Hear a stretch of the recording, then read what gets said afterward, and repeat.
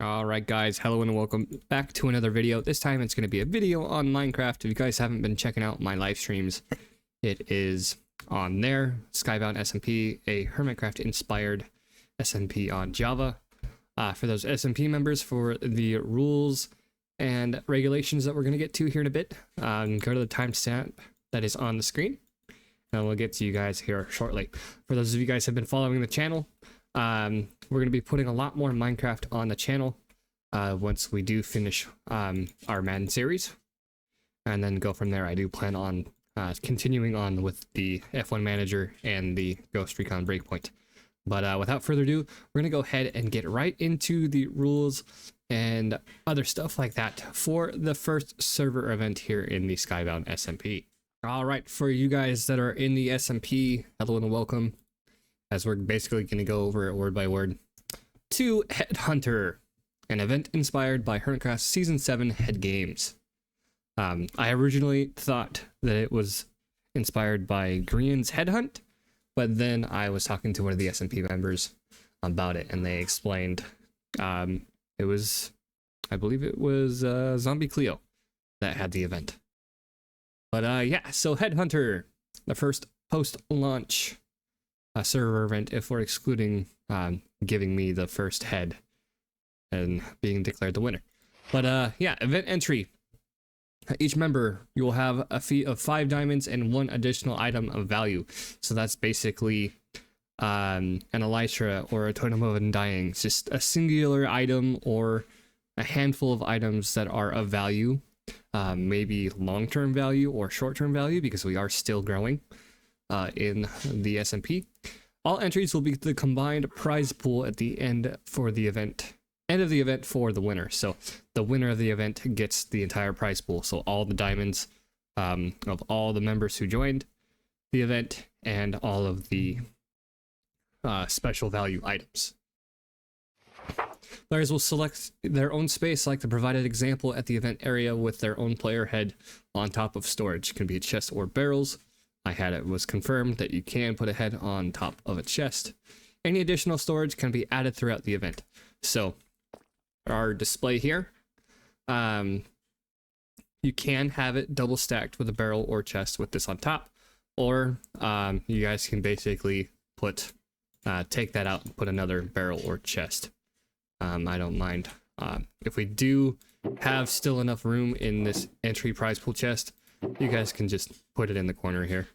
That way we don't lose the items, because this is part of my block palette back at the base. So that covers our entry fee. Event rules. Player-made mob and XP farms are not permitted. Naturally generated spawners can be used for the event. So if you have a naturally generated spawner and you've already made it into an XP farm or a skelly farm or a spider farm, like I know I have a spider farm, you can't use those for the event. You can't collect the heads from those farms. But if they are naturally generated, so an untouched spawner, like say like a blaze spawner, or you just stumble upon a spawner like that, those are fair play for the event. Excuse me. Any heads that are placed down or in any personal storage are off limits. This also includes the heads placed in the event area. Players can choose whether or not to use any heads they already have in their position before the event started. So for those of you guys who were asking me before, I know one of you guys were asking about it. Yes, any heads that you don't want to keep necessarily, you can use to get a jump start after the event start. You have to wait till after the event starts to actually actively go hunt for heads. But you can add them to your storage. Player heads can be obtained from those who are and aren't participating in the event. So see ROE section, that's rules of engagement. We'll get that in a moment. Players can submit heads till the given deadline. If heads are submitted afterwards, they will not be counted towards the end result. That'll be also towards the end of the book. Rules of engagement. It's going to be a little bit tricky here. You guys can ask me in the Discord, or you can ask me in the comments of the video, because this video will be set to public for both the SMP and my channel. So spawn or shopping district is a no combat zone or safe zone for the duration of the event. So as soon as you come through that spawn portal or fly onto the island, that is a no combat zone.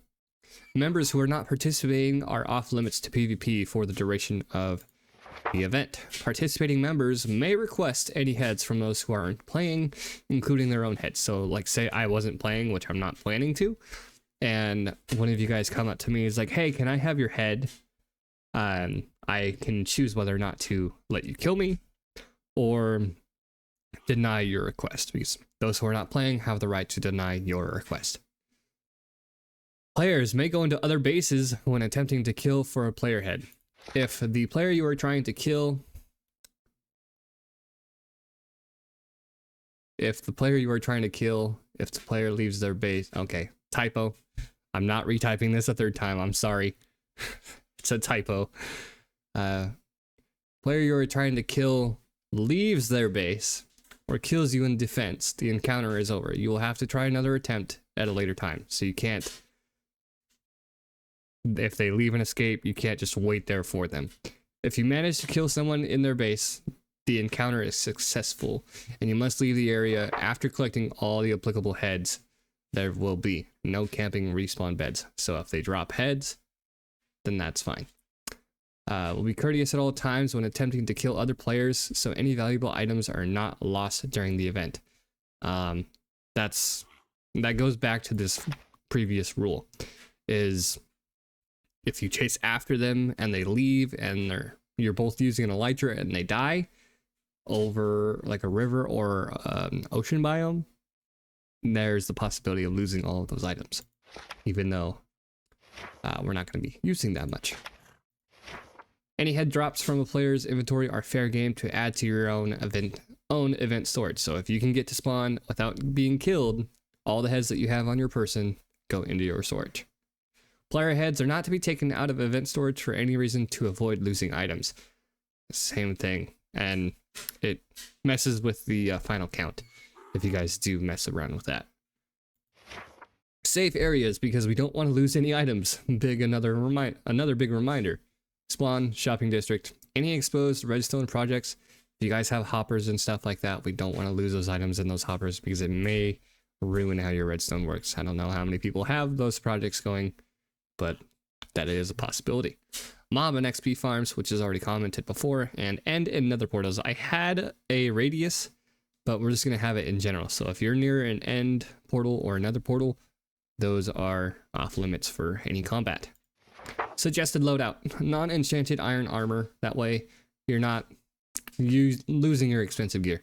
Somewhat even playing field when it comes to killing others and for their heads, as well as not losing your expensive gear. And our point system, overworld heads are 1 point. Nether and end heads together, there are 3 points. Enderman will count as 3 points. And then the player heads will be 5.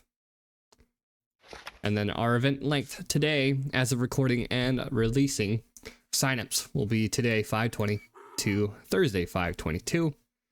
Basically, the roll around at midnight your local time is when the event will start. Is the 23rd. So Friday after midnight rolls over, you can start hunting for those heads, and then it'll basically go till the next Monday that I have off from work. So it'll be going till the 2nd. So that's about a week and a half. Let me look real quick.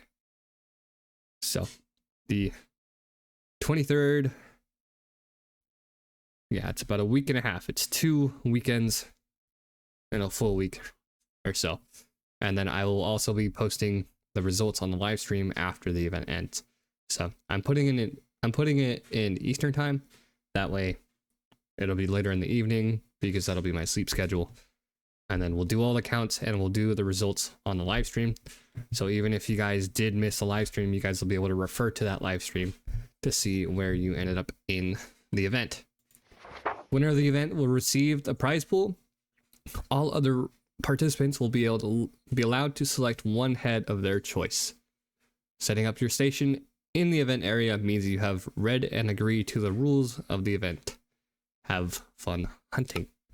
So that's basically it, as we are going into nightfall here in the event area of the shopping district.